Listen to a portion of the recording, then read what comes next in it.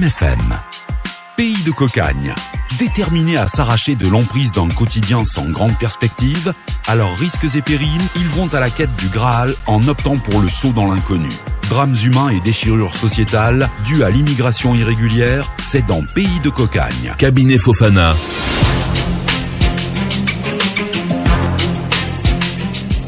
Bonsoir à toutes, bonsoir à tous. Merci de faire le choix de film pour vous informer. Vous êtes dans Pays de cocagne.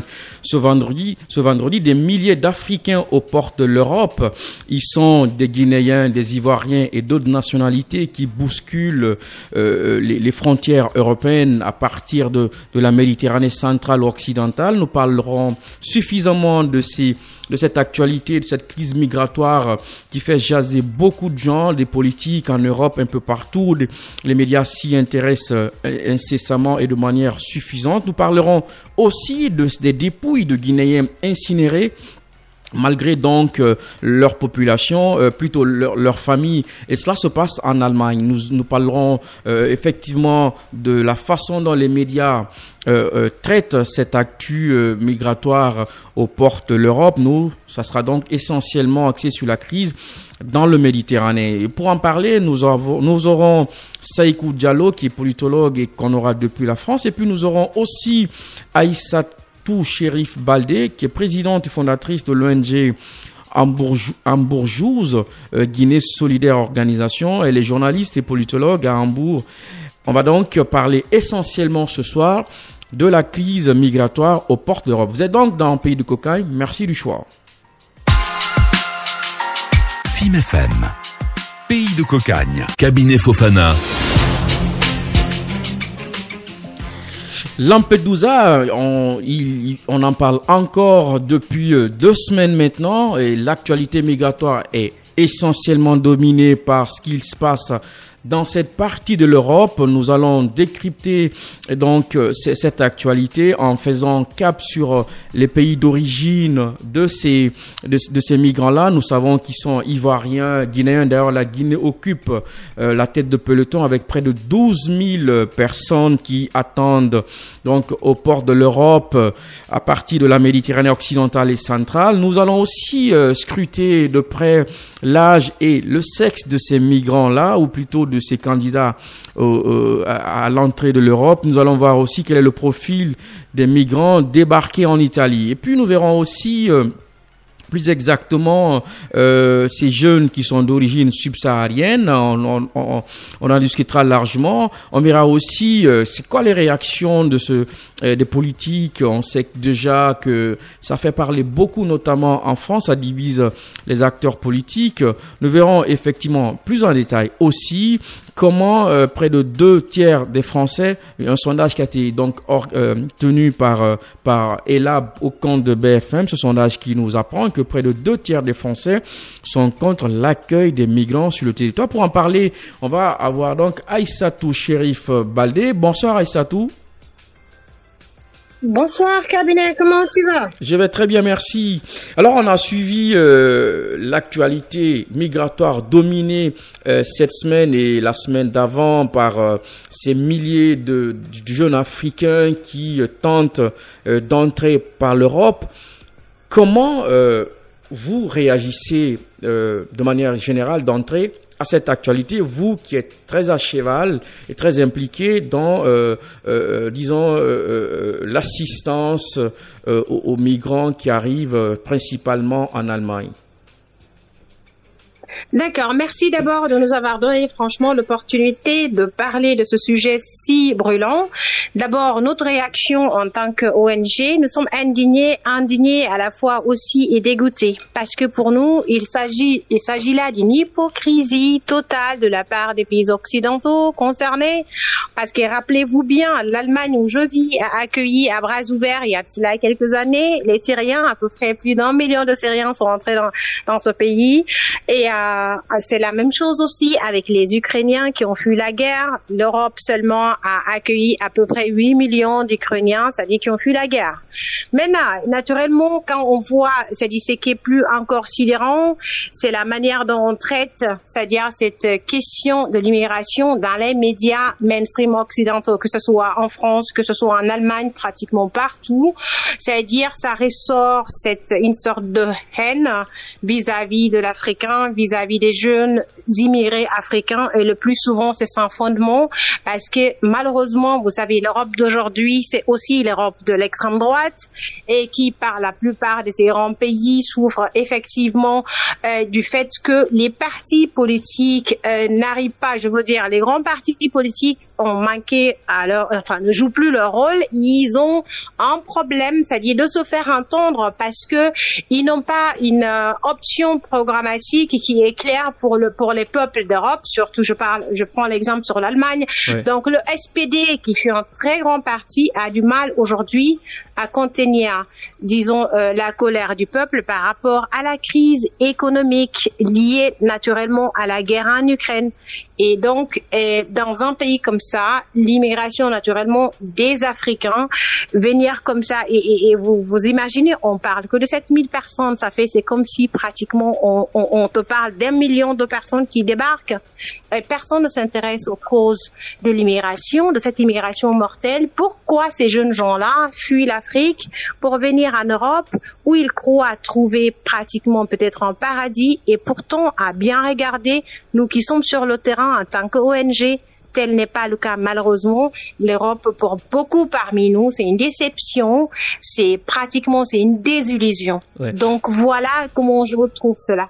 Oui, vous parliez tantôt de l'alimentation de la question migratoire, disons le fait que les politiques en usent principalement. On sait déjà que ce soit en Allemagne, en France ou dans certains pays d'Europe, la montée des discours négationnistes et de gauche qui donc viennent alimenter un peu cette actualité. On peut par exemple citer le ministre Darmanin, le ministre de l'Intérieur français, qui a assuré récemment sur TF1 que la France aidera l'Italie, mais qu'elle n'accueillerait pas de migrants qui viennent de Lampedusa.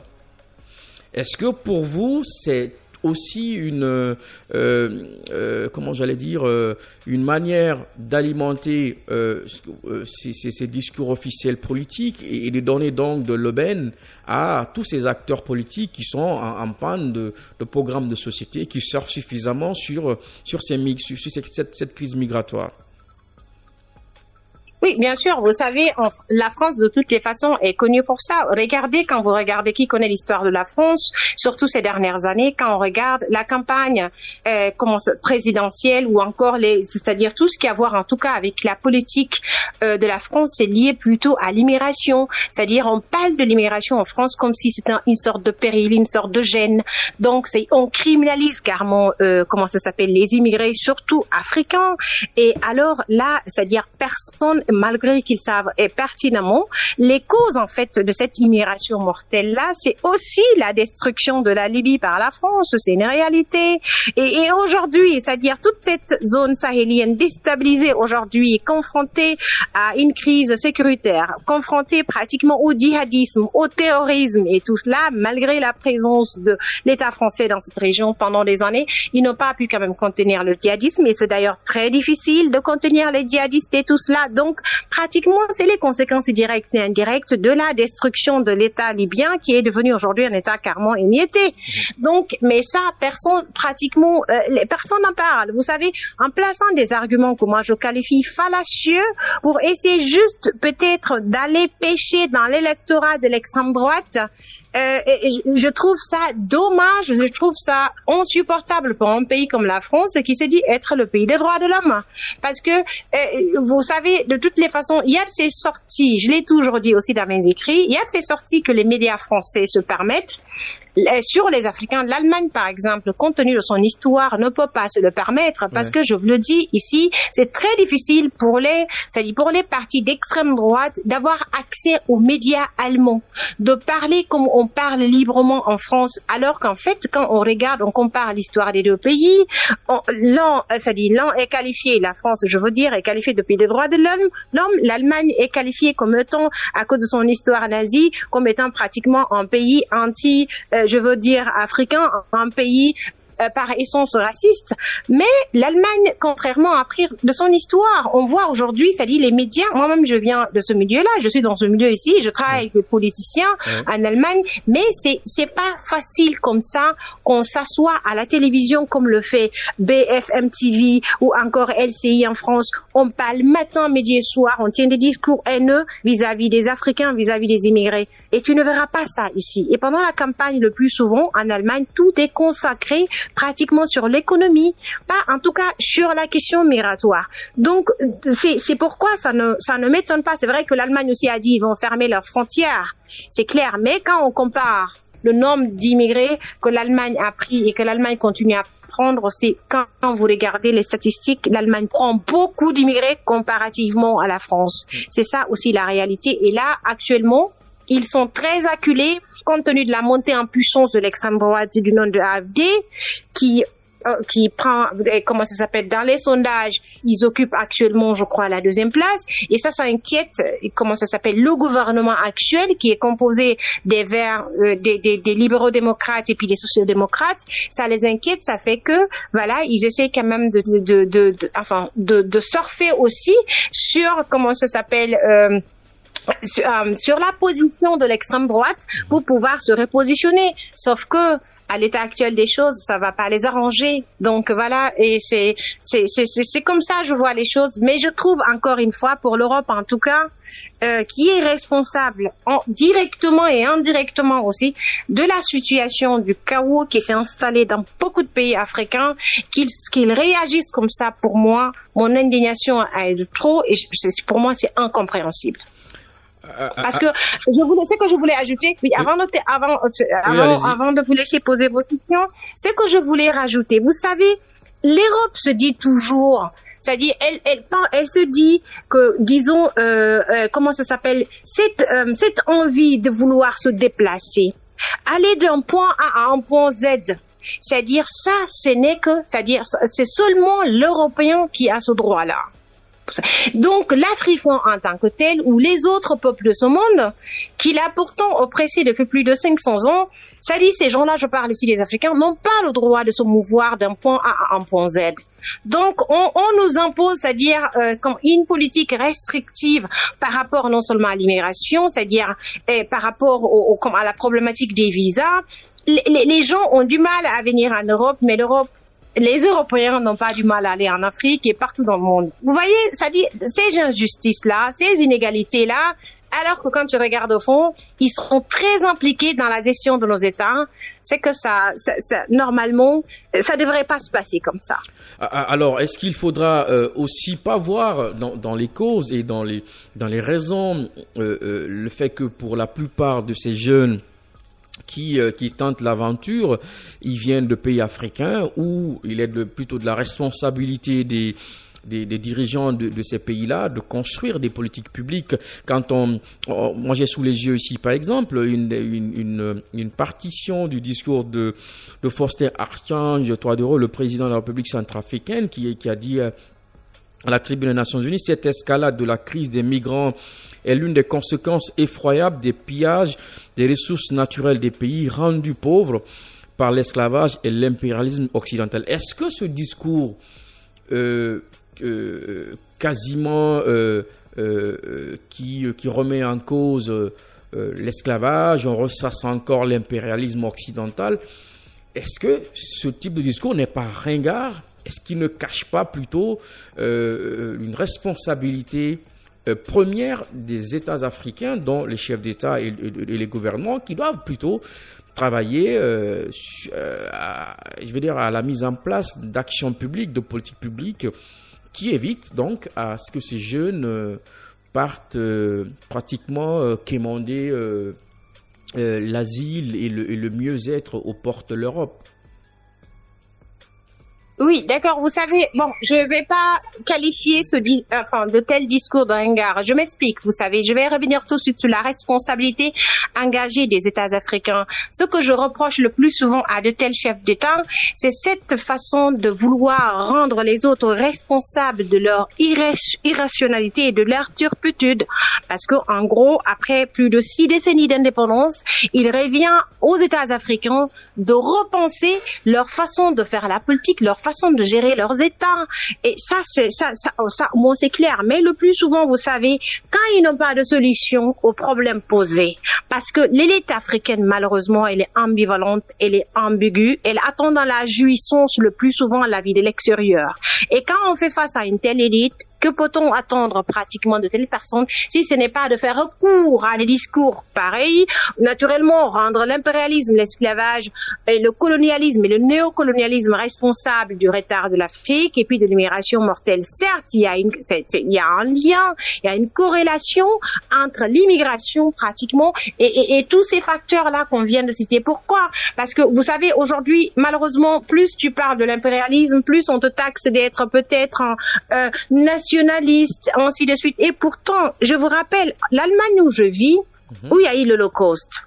Quand vous regardez, par exemple, l'Holocauste a fait combien de victimes comparativement comment ça s'appelle, à l'esclavage, au colonialisme et au néocolonialisme, parce que l'Holocauste en Allemagne n'a duré que pratiquement 5 ans.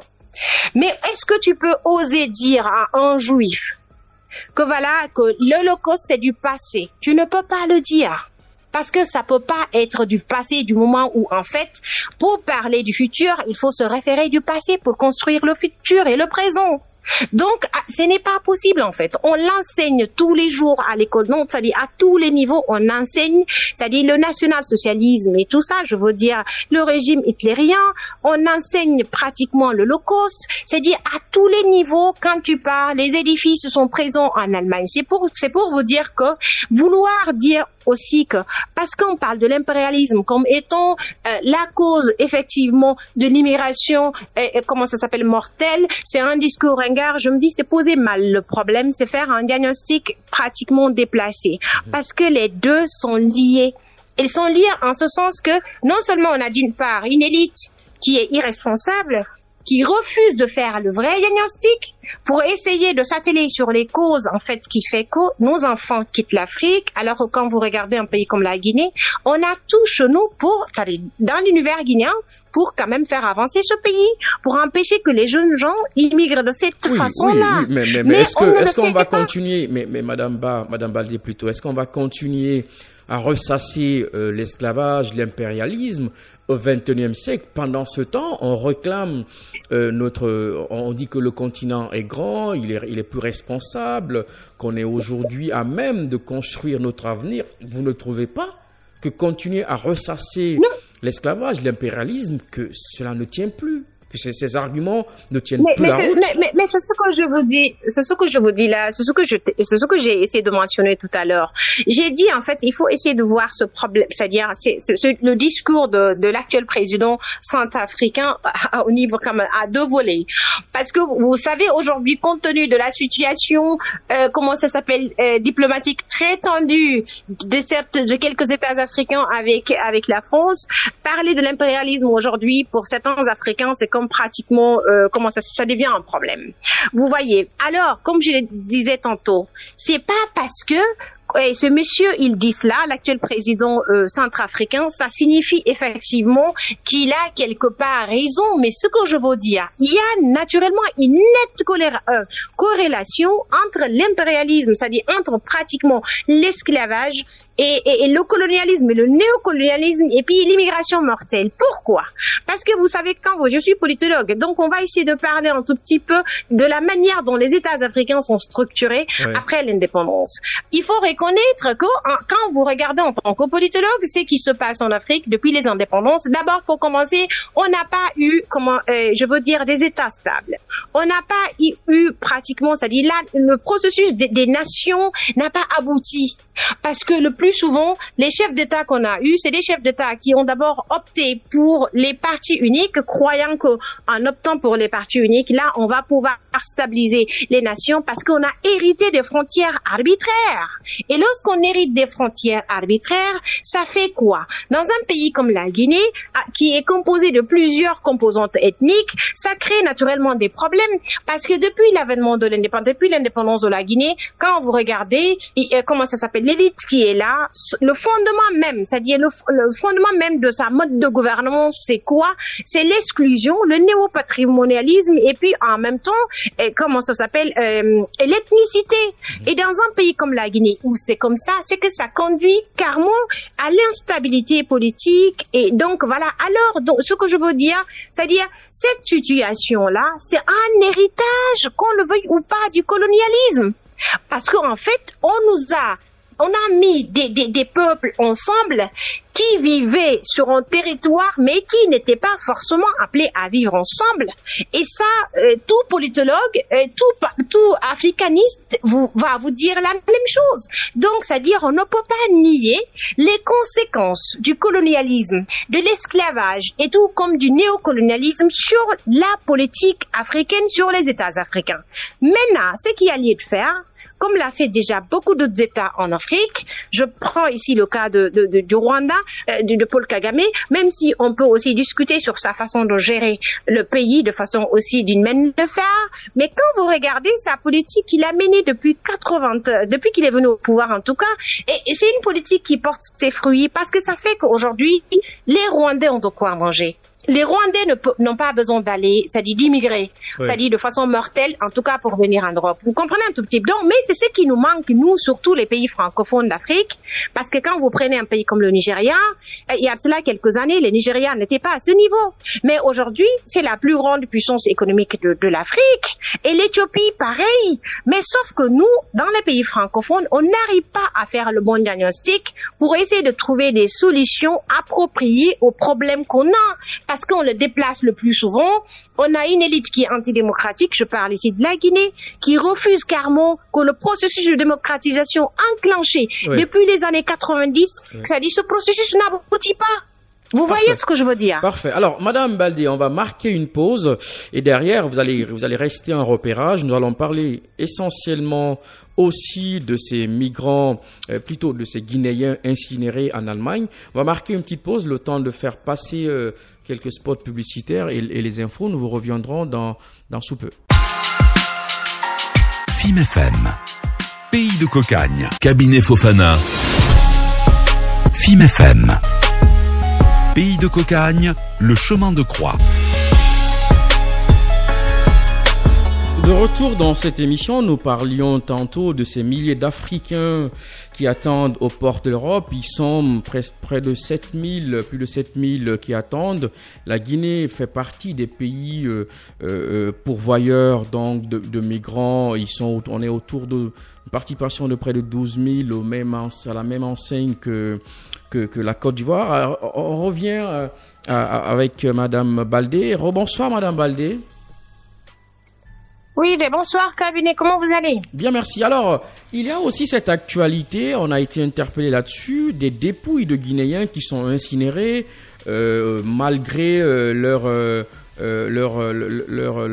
concitoyens et au détriment de tous nos rituels, de toutes nos pratiques. Comment est-ce que, en quoi cette actualité, ou plutôt ce fait est très problématique en Allemagne? Oui, d'accord. Vous savez, l'Allemagne, c'est un pays où, malheureusement, le plus souvent, quand quelqu'un décède, il y a les autorités qui fixent un délai. Le plus souvent, le délai pour récupérer le corps, c'est un délai de 2 semaines. Et comme et si personne ne se présente pendant cette date fixée, à échéance et tout, donc voilà, eux, ils vont incinérer le corps parce que ils le font pas seulement avec les Africains, ils le font même avec les Allemands parce qu'en fait, ça paraît moins coûteux parce que vous savez, l'enterrement ici, ça coûte hyper cher et en plus de cela, après l'enterrement, il faut l'entretien. L'entretien aussi, c'est de l'argent, c'est l'État qui paie, c'est-à-dire c'est les autorités qui doivent payer en principe s'il n'y a pas quelqu'un qui s'en occupe. Donc, le plus souvent, il y a de ces régions comme, je veux dire, la Bavière et tout comme la région de Baden Baden-Württemberg, c'est-à-dire à Stuttgart, c'est des régions qui sont très, qui sont très strictes dans l'application de cette loi.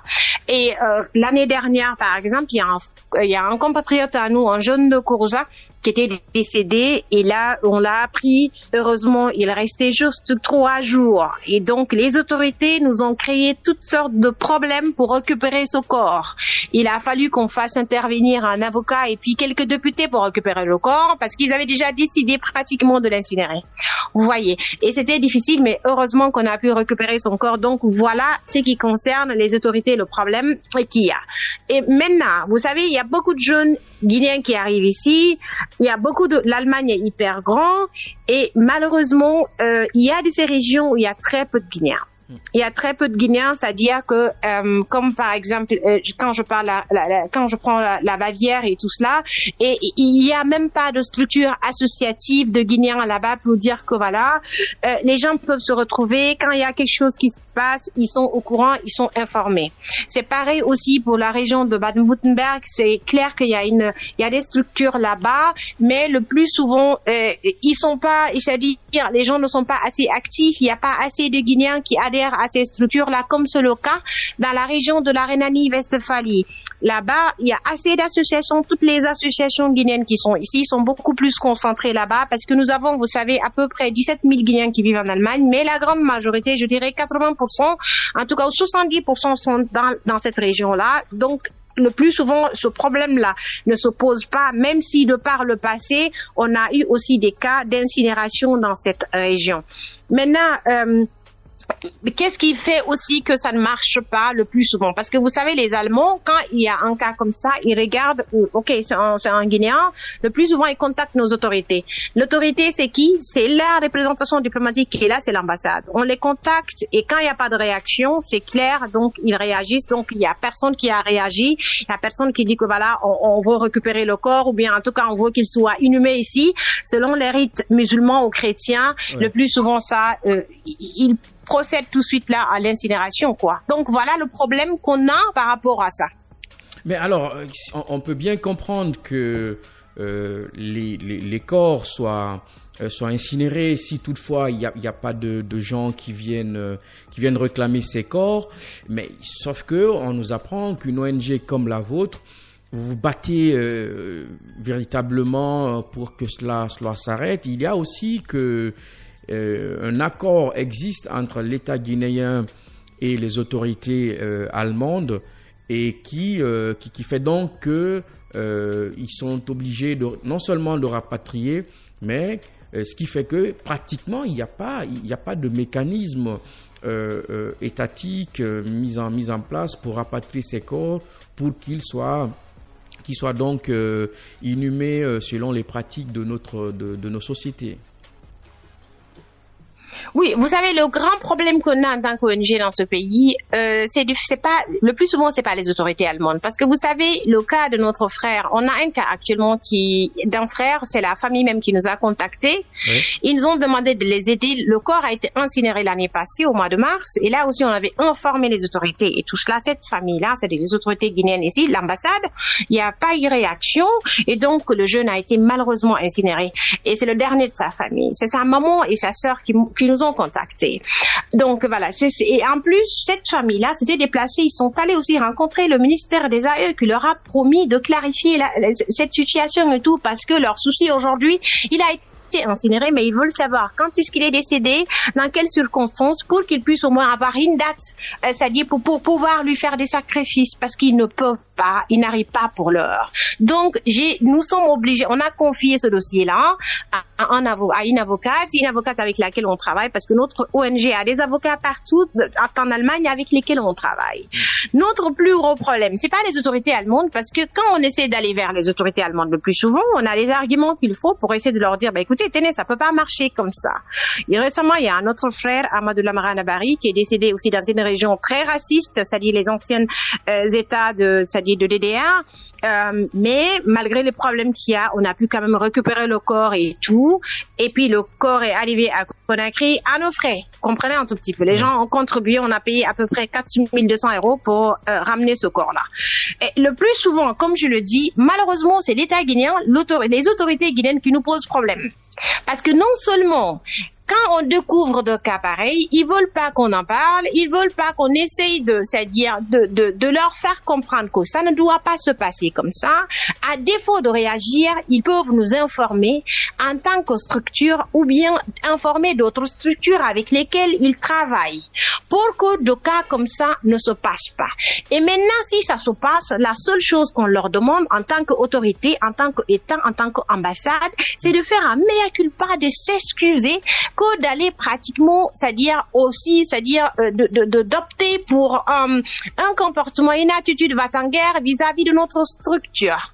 Vous comprenez un tout petit peu, parce qu'il y a pratiquement pour nous, il y a aucune raison, parce que nous on ne fait pas ce combat-là, parce qu'on veut réellement essayer de dénigrer quelqu'un. On le fait parce que nous sommes, on se bat pour la restauration de la dignité de l'homme noir dans ce pays. Vous savez, quand l'Africain est confronté ici au racisme au quotidien, quand l'Africain a des problèmes de papier, quand l'Africain a des problèmes de titre de séjour, c'est nous, on est sur le terrain. Monsieur Cabinet, on a beaucoup de Guinéens qui sont dépressifs ici. On a beaucoup de Guinéens qui sont malades. On a beaucoup de Guinéens qui sont portés disparus. Nous sommes sur le terrain. En réalité, normalement, la seule chose que l'État guinéen devrait faire, à défaut de nous, c'est-à-dire de nous épauler, c'est de nous laisser en principe faire notre travail sans nous mettre les bâtons dans les roues. Mais malheureusement, même récemment, avec le rapatriement de ce corps du jeune Amadou Lamara Nabari, mais nous, on a appris à garder notre sang-froid parce qu'il s'agit des humains. Et si on essaie de s'en tenir à leur attitude, on allait aussi réagir. Mais on n'a pas voulu faire ça. On a pensé à la famille du jeune. Maintenant, parlant de l'accord de rapatriement, malheureusement, cet accord-là existe depuis 2018. 2018, la Guinée de Alpha Condé a signé un accord de rapatriement avec l'État allemand, c'est-à-dire où pratiquement quand vous regardez le contenu de l'accord, le ministère des AE là, parce que moi j'ai la version allemande, ils ont la version française. Et c'est dans cet accord-là, malheureusement, il n'y a rien qui avantage la Guinée et les Guinéens qui vivent ici. C'est ce qu'on n'arrive pas à comprendre. Comment on peut parapher un accord, c'est-à-dire qui concerne les Guinéens, qui concerne pratiquement la Guinée, sans essayer de prendre en compte l'intérêt de ces jeunes immigrés confrontés à toutes sortes de problèmes en Allemagne pour essayer de vivre ici, pour essayer de survivre d'ailleurs. Est-ce que l'État guinéen, le gouvernement guinéen, qu'est-ce qui aurait pu être dans cet accord qui aurait pu éviter tous ces problèmes aux Guinéens qui arrivent, quand on sait qu'ils sont pour la plupart qui arrivent dans des conditions irrégulières. Selon vous, qu'est-ce que cet accord aurait pu... Oui, mais vous savez, le plus souvent, quand tu viens ici, tu demandes de l'asile et tout, donc tu es dans une procédure de demande d'asile, soit on l'accepte ou bien on rejette ta demande. Si ta demande d'asile est rejetée, donc c'est toléré en fait, jusqu'à ce que l'État allemand trouve les moyens de te faire entrer. Mais ce même État-là a des lois qui disent que tout étranger qui arrive à s'intégrer à travers, par exemple, en travaillant ou, par exemple, en essayant de faire une formation, ces gens-là ne doivent pas ou bien ne peuvent pas être déportés. Je le dis comme ça. Mais sauf que, et en plus, quand tu as une maladie qu'on ne peut pas soigner chez nous, on a connu des cas ici qu'on a voulu rapatrier. Je vous parle d'un jeune Guinéen, c'est-à-dire parce que la Guinée a fait venir une délégation ici, sous le régime d'Alpha, en 2020. La délégation a séjourné ici 6 mois. Ils ont identifié des centaines de Guinéens. Et cette délégation recevait par jour 100 €. Et ils étaient logés et nourris avec l'argent du contribuable allemand, dont je fais partie. Donc voilà. Et ces gens-là, quand ils sont venus, ils ont identifié un Guinéen pour fin de déportation qui était malade, qui avait la schizophrénie. C'est-à-dire qu'il ne peut pas pratiquement monter dans l'avion, et ça, c'est une maladie qu'on devrait soigner ici. Et heureusement, on a porté plainte, parce que si on le mettait dans l'avion, c'est que ça, peut-être soit il allait mourir, ou bien il allait en tout cas faire du mal aux gens, parce qu'il était dans une psychiatrie, et puis il était interné. Et là, notre avocat est intervenu, et on a stoppé son rapatriement. Ça veut dire que dans cet accord, rien n'est précis en fait. On ne dit pas les jeunes qui se sont intégrés, par exemple, il faut leur donner la chance, comme le stipule d'ailleurs les lois de cette république qui est l'Allemagne. Il faut leur donner la chance de pouvoir rester ici. Parce qu'en fait, c'est qu'en tant qu'État, vous savez, il faut quand même essayer d'apprendre quel qu'en soit le chantage qu'on vous fait, il faut quand même essayer d'apprendre à protéger les intérêts de tes citoyens, même au-delà des frontières. Parce que c'est ça en principe en État. Parfait. Et moi, je comprends l'Allemagne, vous savez, mais je peux pas comprendre effectivement l'attitude de l'État guinéen parce qu'on les oblige pas à signer de tels accords qui n'avantagent pas leurs citoyens parce qu'on a rapatrié combien de jeunes Guinéens qui se sont intégrés ici, qui ont travaillé, qui n'ont commis aucun crime, et puis voilà, et même leur compte bancaire, c'est-à-dire l'argent qui était là-bas, ils n'ont pas pu récupérer. Ils sont partis comme ça. Comme récemment, le jeune Mouktar Diallo, il est rentré qu'avec 100 € alors qu'il avait à peu près travaillé, il avait à peu près dans les 4 000 € sur son compte. Oui. Mais c'est quand même injuste. Oui. Bon, on comprend bien ce cri de cœur. On aurait bien voulu prolonger ce débat avec vous, Madame Baldé. Nous allons continuer là-dessus la semaine prochaine pour continuer à donc en parler. Nous avons été très honorés d'échanger avec vous. Nous vous demandons d'accepter que l'on s'en reparle la semaine prochaine pour aller plus en détail sur les dépouilles de ces Guinéens incinérés malgré donc disons à l'insu des pratiques qui sont les mieux indiquées à cet effet. Madame Baldé, merci beaucoup. Merci d'avoir accepté d'échanger avec nous ce soir. Merci beaucoup, Monsieur Cabinet Fofana. Ce fut un plaisir aussi. À la semaine prochaine. Nous aussi, à très vite. Merci, madame. Nous allons donc très rapidement partir en France, très précisément à Lille, pour discuter avec Seïkou Diallo, Seïkou qui est politologue et qui suit tous les vendredis l'actualité migratoire. Nous allons échanger avec Seïkou. On parlera de Lampedusa, bien évidemment. On va faire l'autopsie de ces nationalités les plus récurrentes. Bonsoir Seïkou. Seïkou est là. Oui, bonsoir cabinet, bonsoir aux millions d'auditeurs. Je disais donc, l'actualité de cette semaine est largement dominée par Lampedusa. On dit donc qu'on sait aujourd'hui quelles sont les origines, les pays d'origine de ces migrants, l'âge, le sexe et quel est le profil des migrants qui débarquent en Italie. Oui, tout à fait. D'ailleurs, il faut rappeler que plus de 10 000 migrants ont débarqué en une semaine cabinet sur les côtes de l'île de Lampedusa en Italie.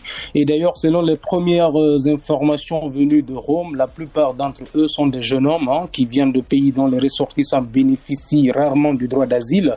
Et d'ailleurs, le ministre de l'Intérieur, Gérald Darmanin, s'est rendu en Italie ce lundi 18 septembre afin de faire le point sur la situation humanitaire à Lampedusa en compagnie de Giorgia Meloni et de la présidente de la Commission européenne, Ursula von der Leyen. Sur TF1, le ministre a assuré, comme tu l'as dit tout à l'heure, que la France aiderait l'Italie, mais qu'elle n'accueillerait pas de migrants qui viennent de Lampedusa. Et selon le locataire de Beauvau, 60% des migrants de Lampedusa viennent de pays comme la Gambie ou la Côte d'Ivoire ou encore le Cameroun ou la Tunisie. Donc des pays dont les ressortissants ne peuvent en théorie cabinet que rarement bénéficier du droit d'asile.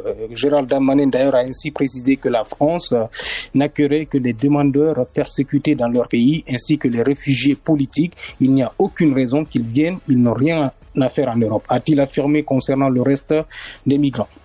Il y a aussi une observation qui dit que ce sont des jeunes hommes d'origine subsaharienne essentiellement qui sont aux portes de l'Europe.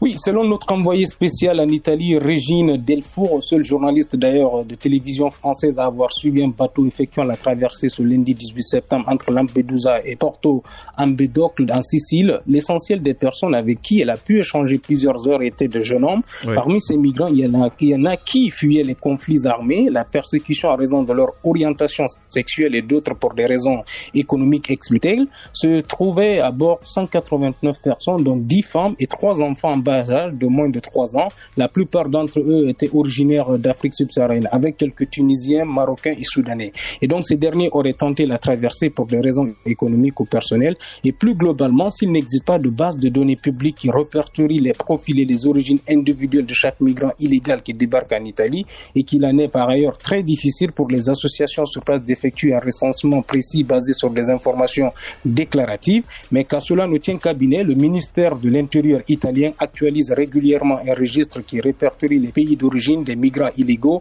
entrant dans le pays. Selon cette source d'ailleurs cabinet, les pays les plus représentés sont la Guinée, tu l'avais dit tout à l'heure, nous occupons la tête de peloton avec 12%, la Côte d'Ivoire 11%, l'Égypte 9%, la Tunisie 7%, le Bangladesh 6%, le Pakistan 5%, le Burkina Faso 5%, la Syrie 4%, le Cameroun 4%, le Mali 3%, viennent ensuite l'Érythrée 3%, la Gambie 2%, l'Afghanistan 2%, puis le Soudan, le Bénin, le Sénégal, le Nigeria et la Sierra Leone. Si les Moyen-Orient et l'Afrique du Nord sont bien représentés, une majorité de migrants viennent effectivement d'Afrique subsaharienne. Et donc, concernant le profil cabinet des migrants, les informations constatées par notre envoyé spécial confirment l'impression qui ressort des nombreuses images publiées d'ailleurs sur les réseaux sociaux. Il s'agirait d'une grande majorité de jeunes hommes accompagnés par quelques femmes et quelques enfants. Des données qui vont dans le sens même de celles de l'agence européenne Frontex, publiées chaque année. Selon l'agence, 65% des migrants ayant traversé la Méditerranée en 2019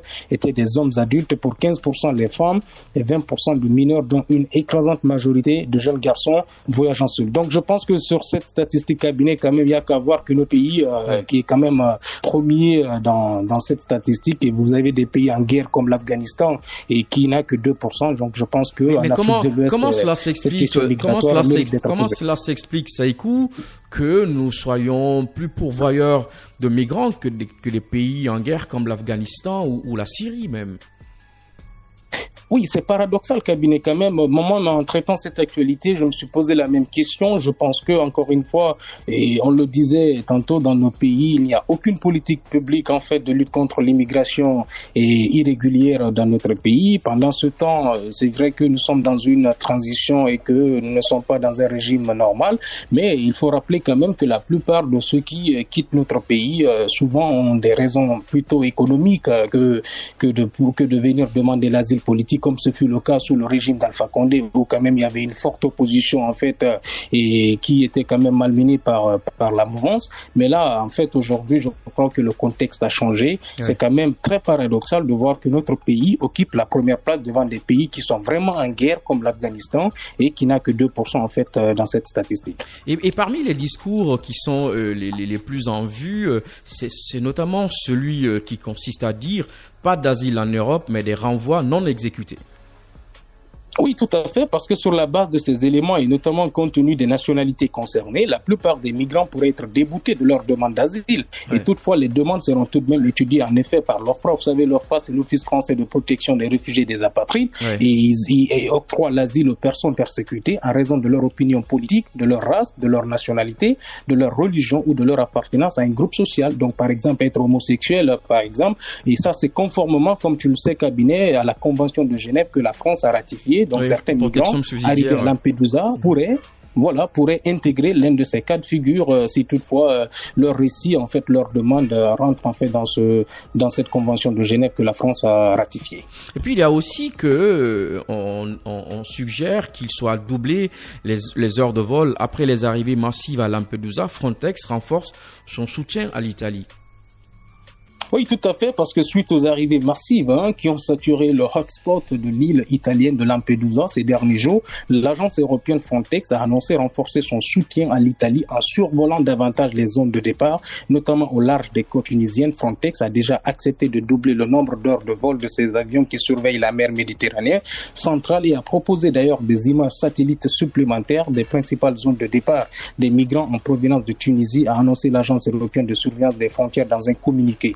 Des équipes d'une trentaine de personnes ont aussi été envoyées dans les villes portuaires de Reggio, de Calabre et de Messine, où de nombreux migrants ont été transportés. L'objectif cabinet est de fournir un soutien supplémentaire dans l'enregistrement et l'identification des migrants. Ouais. Frontex d'ailleurs envisage également d'envoyer des agents supplémentaires à Lampedusa, d'augmenter le nombre d'heures de patrouille des navires déployés dans la zone et de soutenir les efforts visant à lutter contre les groupes criminels impliqués dans le trafic de migrants.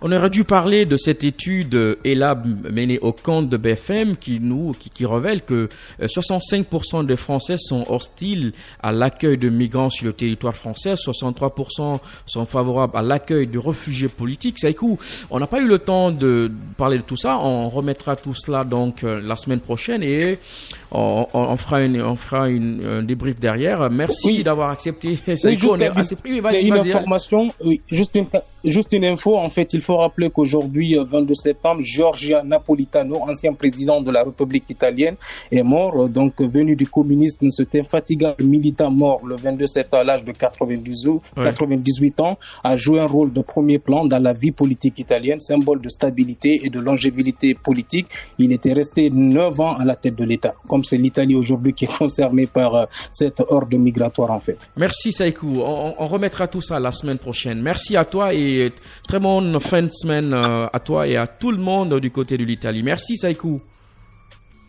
Merci beaucoup. Salut. Salut.